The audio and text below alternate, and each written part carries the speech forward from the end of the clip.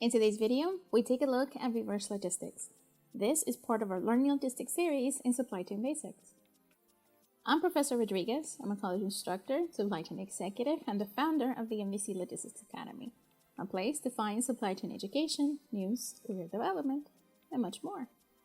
So let's get started. Let's learn logistics.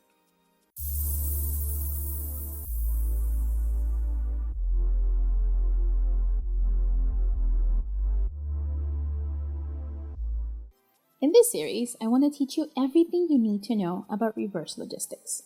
That includes the type of reverse logistics, the processes involved, the steps, some of the benefits, even challenges, and how to use reverse logistics to create value for a business. As a bonus part, I will give you some advice on what it takes to be successful at reverse logistics and reduce the costs that would come with returned products. In this video, we will focus on defining reverse logistics and giving you the step-by-step process for reverse logistics. Okay, so as always, let's start with the definition. Reverse logistics is a type of supply chain management practice that moves goods from customers back to sellers or manufacturers.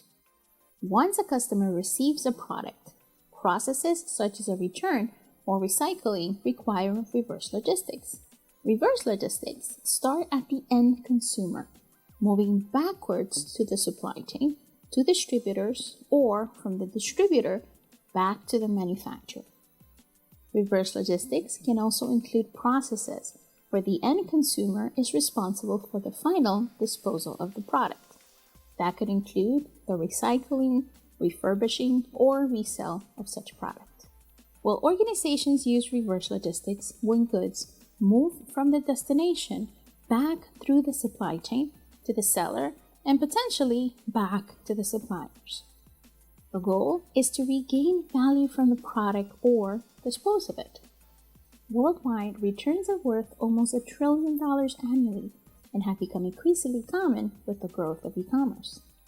The objectives of reverse logistics are to recoup value and ensure repeat customers. Less than 10% of in-store purchases are returned, compared to at least 30% of items ordered online.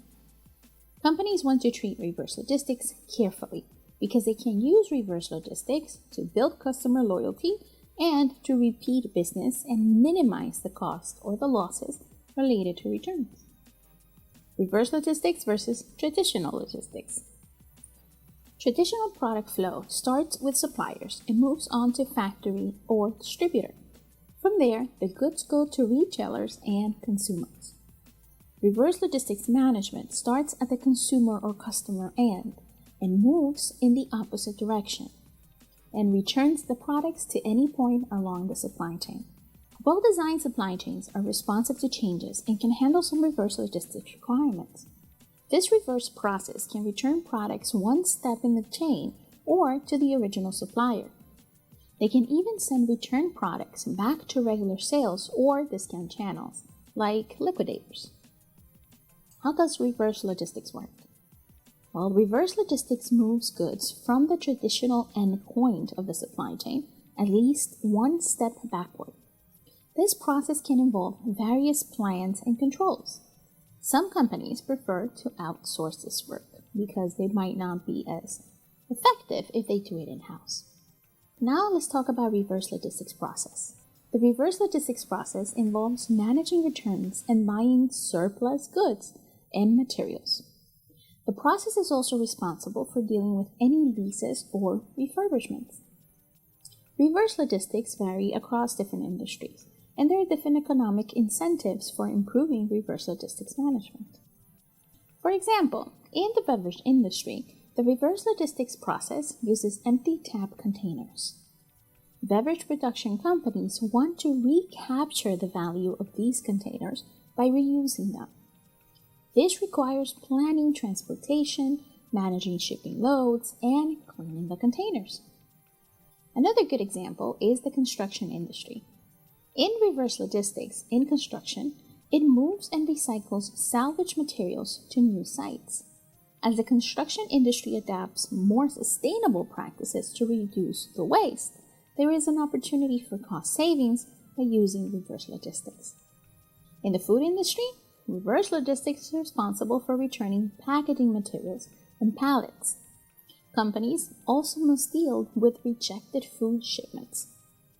Rejections can create logistical challenges due to the delays that lead to food spoilage and concerns over tampering. Companies need to develop secure, quick, and reliable processes to move goods to their assigned locations. Let's take a look at the 5 steps to good reverse logistics. First, process the return. The return process starts when the consumer signals they want to return a product. This step should include return authorizations and identify the product's condition. This process also involves scheduling return shipments, approving refunds, and replacing faulty goods. Number 2, deal with the returns. Once the return product arrives at your location or centralized processing center, inspect it and determine its return category. Note that if you have optimized reverse logistics, you should know where the product should go before it even arrives. Next, you have to sort the products into the disposition options. That's either fix, resell as new, resell as return, recycle, scrap, or refurbish. Number 3, keep returns moving. Reduce your daily waste by sending repairable items to the repair department. 4, repair. After reviewing the return items or equipment and determining whether it can be repaired, move it to the repair area, and if possible, sell any sellable parts. Number 5, recycle. Any products that you cannot fix, reuse, or resell should be sent to the area for recycling. How does reverse logistics impact supply chain management?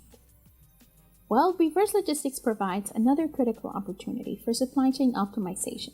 Supply chain management accounts for the reverse and forward flow of goods, and a surge of returns can drive up supply chain costs, harming your profitability. What is reverse logistics versus reverse supply chain?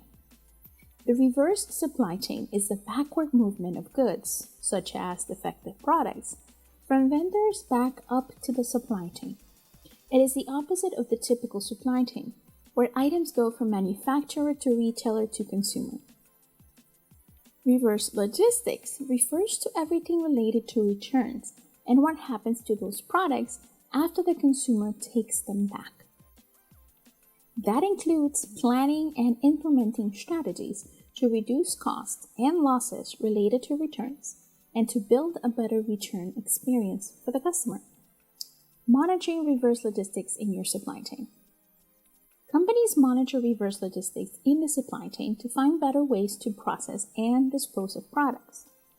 There is a considerable volume of information available in the ways goods move back and forth through the supply chain. This detail can help companies meet their delivery goals. Some organizations have the simple goal of on-time deliveries. Others reach for what they call the perfect order. For every order, the goal is to get a perfect score in place, time, condition, package, quantity, documentation, customer, and inputs. The only way to achieve a perfect order is to monitor the data, develop metric targets, and improve processes based on those results. Reverse logistics can play a central role in delivering the perfect order.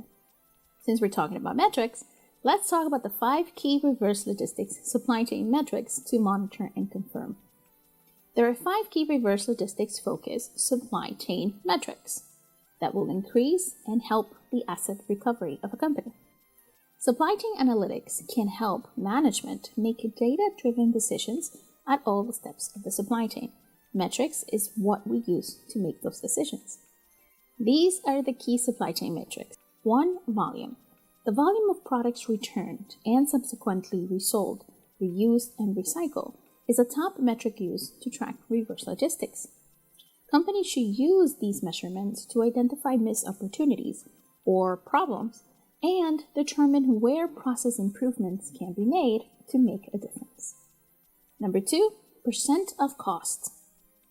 Compare the cost attributed to resales, refurbishment, reuse, and recycling to the total supply chain cost. You determine the difference in price of these activities versus the cost of the returns. Be sure to calculate the percentage of expenses recovered by item. Number 3, conditions of return products. Some products come back in perfect resale conditions, and companies can return them right around for resale at full value. However, other goods may come back and they need some work and some tender care before the company can actually resell them. In that scenario, companies should consider other sales channels for those products. For example, companies may sell refurbished electronics through another sales channel. Determine the cost of materials and workmanship to determine the full value of the resale. Review the percentage of items sent to each sales channel and whether the company is recouping enough money. Number 4, financial value. Each part of the supply chain has economic value. Understanding what financial stake your company has in each step of your supply chain can lead to better processing and efficiencies. Number 5, errors. Every step of the supply chain has the potential for errors, such as unaccepted deliveries or defective materials. Review the cost of mistakes and how frequently they occur to identify opportunities for improvement. Supply chain analytics should exist throughout the entire supply chain. From sourcing materials through distribution and delivery, metrics are really useful and they can lead to a growth in revenue and better margins and controlled capital if you are able to use them correctly. Future of reverse logistics. The future of reverse logistics is all about minimizing disruptions from returns, especially in e-commerce and increasingly in the retail industry. The volume of returns is increasing rapidly. Companies can use reverse logistics to integrate all parts of the return process. One way to integrate returns is to connect the product's data to how staff needs to handle it.